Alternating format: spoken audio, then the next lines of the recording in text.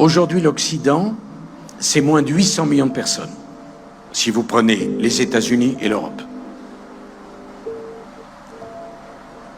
L'Asie, c'est 4 milliards de personnes. C'est la démographie qui fait l'histoire. C'est pas l'histoire qui fait la démographie. Donc nous sommes devenus minoritaires. À l'époque de Louis XVI, la France avait 22 millions d'habitants, la Grande-Bretagne 18, les États-Unis 2. Le monde se passait chez nous. C'est fini. Nous dominions le monde. Nous sommes en train d'être dominés. L'axe du monde, l'axe, est en train de muter ouest-est. Si on ne voit pas ça, je ne sais pas ce qu'il vous faut.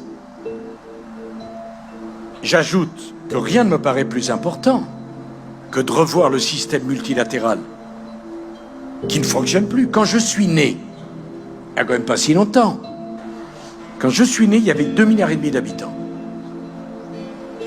En l'espace d'une vie, la population mondiale a été multipliée par 3.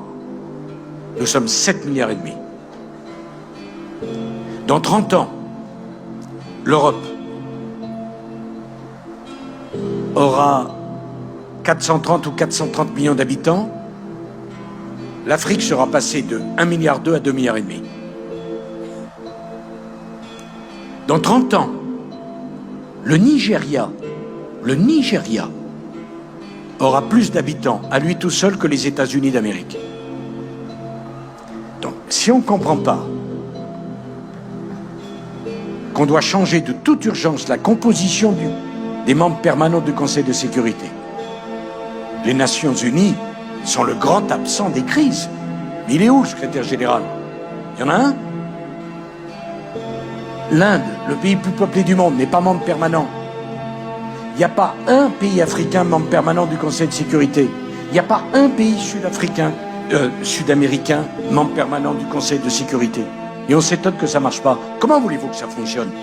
Nous sommes depuis 23 ans dans le 21e siècle, on a toujours les organisations multilatérales du 20e.